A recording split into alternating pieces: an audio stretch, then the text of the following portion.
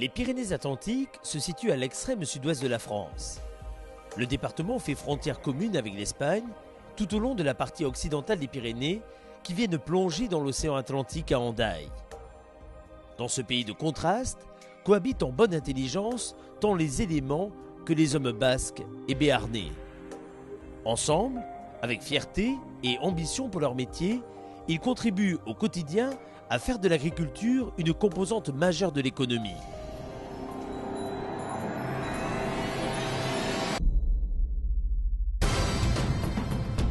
Le territoire des Pyrénées-Atlantiques s'étend sur une surface totale de 760 000 hectares. L'agriculture occupe plus de la moitié de cette superficie, dont 329 000 hectares utilisés et 89 000 hectares de parcours en montagne. On compte près de 12 000 exploitations, ou une surface moyenne de 28 hectares. La population active agricole représente 9% en moyenne de la population active totale, avec de fortes variations dans certains cantons ruraux, où elle peut atteindre jusqu'à 25%. Le département compte également une trentaine de coopératives qui emploient plus de 4000 salariés et dégagent un chiffre d'affaires annuel de plusieurs milliards d'euros.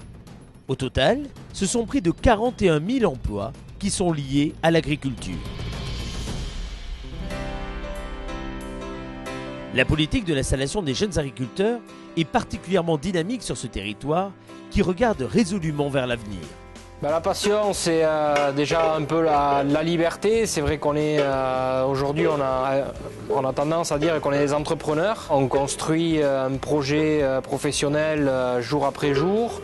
C'est ça qui au final est passionnant, quoi, parce qu'on ne sait pas de quoi demain sera fait. Les années se suivent et ne se ressemblent pas. Et c'est ça qui au final fait le plaisir du métier, quoi. Les 2-3 dernières années, on est soit dans les 3 meilleurs, soit le meilleur département au niveau français en termes d'installation aidée. Donc on est entre 120 et 140 installations aidées par an. Dans certaines régions de France, si le jeune n'a pas 80 ou 100 hectares, il hésite à s'installer. Ici, avec 20, 30, 40 hectares, le jeune va essayer d'aller chercher de la valeur ajoutée et s'installera sur les terres familiales. En Pyrénées-Atlantiques, les productions sont très diversifiées sur une base de polyculture élevage. Impossible de parler de l'agriculture du Sud-Ouest sans évoquer le maïs. Avec plus de 100 000 hectares cultivés chaque année dans le département, cette culture façonne les paysages. Elle constitue surtout le pivot de la plupart des filières animales locales. Il est le socle de toutes les productions, ou quasiment toutes les productions agricoles que nous puissions avoir dans le département. C'est-à-dire sur la production de lait, qu'elle soit bovine ou ovine, sur la production de viande, qu'elle soit bovine aussi et ovine, sur la production de volaille et sur la production de foie gras. Le maïs, de par sa valeur, permet une bonne nutrition pour nos animaux. Au fil du temps, les débouchés de cette culture se sont diversifiés. Des maïseries, une usine d'éthanol, des boulangeries et pâtisseries industrielles se sont implantées dans le département. Autrement dit, la filière prend une part active au dynamisme économique du territoire, mais aussi à la création d'emplois. En Béarn, comme en Pays Basque, nous devrons être aux alentours de 8 à 10 000 emplois, qu'ils soient directs ou indirects. Sur l'avenir, la filière maïs est inéluctable. Il faut que le maïs puisse se développer. C'est la seule culture qui rentabilise bien nos terres. À côté du maïs, d'autres cultures sont également présentes sur les sols basques et béarnais. On y trouve des céréales à paille et des oléagineux. Les haricots verts, les petits pois, le maïs doux et les kiwis comptent parmi les principales cultures légumières et fruitières du département. Le piment d'Espelette, cultivé sur environ 100 hectares dans quelques communes, est renommé et certifié AOC et AOP. Le vignoble, s'il est peu étendu, produit grâce à un bel ensoleillement des vins de qualité. La filière viticole dans le département correspond à plusieurs AOC. Il y a l'AOC Béarn, l'AOC Jurançon, l'AOC Pacherengue du Vic-Bilh, l'AOC Madiran et l'AOC Irouléguy. Tous ces vins sont cultivés pour rechercher la qualité et l'excellence du produit. Nous avons un produit de qualité, un savoir-faire qui est transmis de génération en génération. Nous donnons la possibilité de créer des emplois et ça, pour l'avenir, c'est très très important. La production laitière occupe une place importante dans l'économie agricole du département. Un millier d'éleveurs livrent leur lait à d'importants groupes agroalimentaires coopératifs ou privés.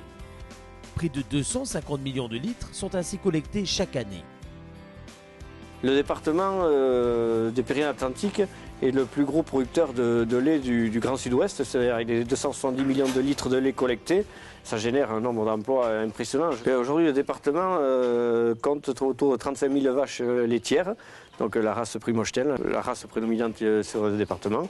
Et donc le lait après ensuite est collecté par les groupes principaux qui sont Sodial avec les 3A, Danone, les Chaumes, la coopérative du Pays Basque.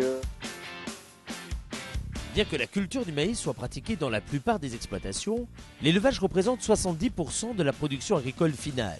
Toute production confondue, une exploitation sur 3 dans le département produit sous un ou plusieurs signes de qualité, qu'ils s'appellent AOC, IGP ou encore label rouge. Un atout qui permet de conforter les productions et de préserver le revenu des agriculteurs. La blonde d'Aquitaine est la star bovine des pâturages pyrénéens.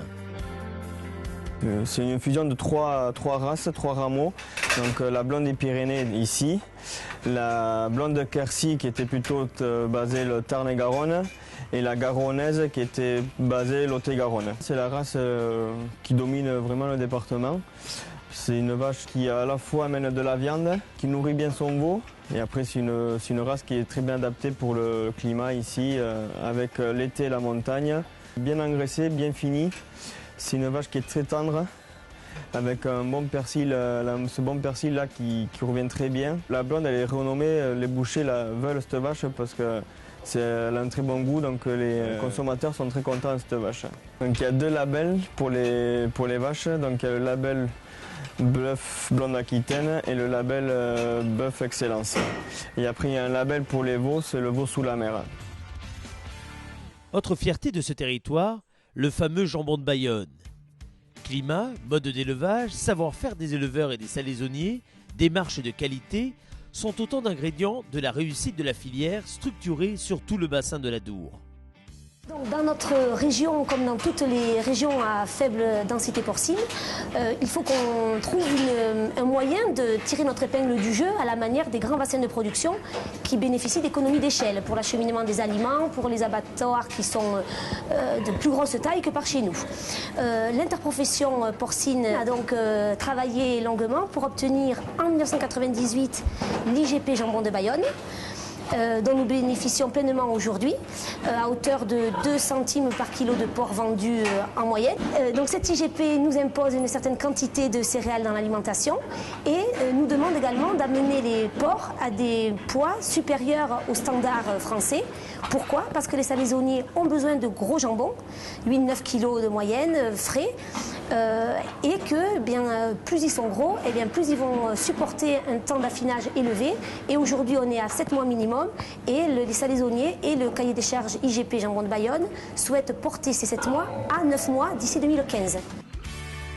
Adossée à l'IGP Jambon de Bayonne et aux 2 labels rouges existants, une nouvelle IGP viande fraîche va contribuer à valoriser globalement la carcasse, donnant ainsi de nouveaux horizons à une filière qui depuis plus de 20 ans a su s'affirmer collectivement et solidairement.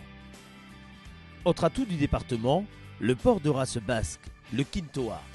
En ce qui concerne le Quintoa, notre grand critère bien sûr c'est la qualité. C'est un porc quand même qui est d'une saveur exceptionnelle en ce qui concerne la viande, en ce qui concerne son gras et c'est un porc qui a un marché certain. Nous avons un cahier des charges pour respecter une certaine densité. Il faut absolument ne pas dépasser 40 porcs par lot. Le cahier des charges en ce qui concerne l'alimentation est très draconien. Avec plus de 54 millions de volailles produites, l'Aquitaine est la 3e région avicole de France. Dans le département, 6 millions de volailles de chair sont issues annuellement de quelques 279 exploitations. Cet élevage est résolument orienté vers la production de viande de qualité, garantie par des labels rouges. Le canard à foie gras tient le haut de l'affiche. Cette production fait vivre 750 exploitations sur le département. Tous ces producteurs se retrouvent en une interprofession. En l'an 2000, l'IGP Sud-Ouest a été mise en place, c'est-à-dire une identification géographique de production.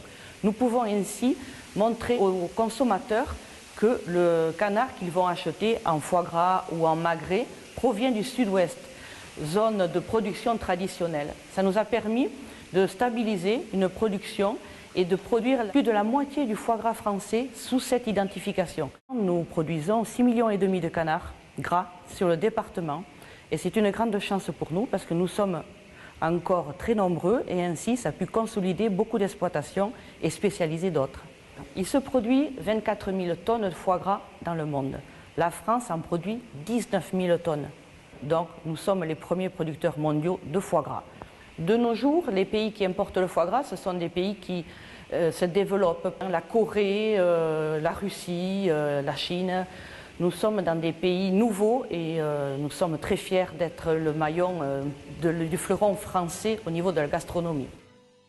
Pour identifier le fromage de brebis reconnu depuis 1996 AOP, deux symboles se conjuguent.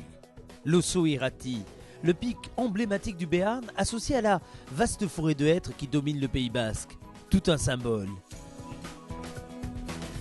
L'AOP Osso Irati est née dans les années 80. C'était une volonté pour les éleveurs de produire un lait sur place, un lait de qualité, afin de valoriser un petit peu mieux le prix du lait. L'AOP regroupe environ 1500 éleveurs dans le département, parce que l'appellation d'origine est faite avec les brebis de race locale. Nous, on travaille avec la race manèche tête rousse, ensuite vous avez la manèche tête noire, et ensuite vous avez la race basco-béarnaise qui est située plus sur la montagne béarnaise. La structure des exploitations au Pays basque est relativement petite.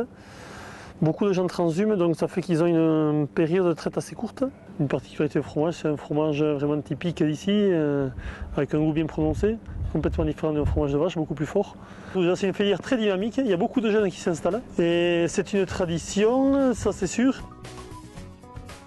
Depuis 1992, date d'obtention du fameux label rouge, l'agneau de lait constitue une des fiertés des Pyrénées. Il y a une IGP pour l'agneau de lait. C'est l'Espagne qui est acheteur d'agneaux de Noël. Et ils veulent des agneaux entre 10 et 12 kilos, tandis qu'en France, on a l'habitude d'avoir un agneau un peu plus lourd. Cet agneau de lait naît à la descente des brebis des estives à partir du mois de décembre. Au total, 89 000 hectares d'estives sont entretenus grâce à la transhumance et à la conduite d'élevage. Pour le plus grand bonheur de milliers de touristes amoureux des Pyrénées et de ses splendides décors. Afin de mieux valoriser leurs produits, outils ou sites de production, près de 1300 exploitations, soit 11% de l'ensemble des exploitations agricoles du département, développent une activité de diversification. Transformation de produits à la ferme, travaux à façon, mais également tourisme vert. L'agrotourisme, l'hébergement, la restauration ou encore les activités de loisirs est proposé par une unité sur 4, alors que la transformation de lait, avec notamment la fabrication de fromage de brebis, concerne, elle, 30% des exploitations ayant opté pour la diversification de leur activité. La commercialisation des produits de l'exploitation via des circuits courts connaît un vif succès. En plus des viticulteurs, près de 15% des exploitations des Pyrénées-Atlantiques vendent directement à la ferme ou sur les marchés. Près de la moitié d'entre elles réalisent ainsi plus de 50% de leur chiffre d'affaires. Ce sont les produits animaux transformés ou non, ainsi que les produits laitiers qui sont les plus souvent commercialisés dans ce cadre. Au travers du département, en particulier lors des saisons touristiques, les marchés de producteurs de pays se multiplient avec succès. Attachés à leurs terres avec autant de passion que de discernement, les agriculteurs du département ont multiplié les initiatives pour adapter leurs pratiques à l'évolution des marchés. Ils ont ainsi répondu aux nouveaux défis de la compétitivité internationale, des diverses demandes des consommateurs et des conditions de production. En maintenant l'équilibre entre les différentes productions animales et végétales, en misant pour beaucoup sur les signes de qualité, en se structurant autour d'outils coopératifs forts ou au travers d'initiatives locales pertinentes, en favorisant l'installation de la nouvelle génération de paysans, l'agriculture basco-béarnaise a opté pour une démarche qui lui vaut aujourd'hui le respect des professionnels et celui de la population locale. Cette performance n'est pas négligeable, d'autant qu'ils n'ont pas transigé sur l'essentiel, le respect des paysages et des espaces, Symbole de la richesse de ce département et superbe cadeau transmis de génération en génération.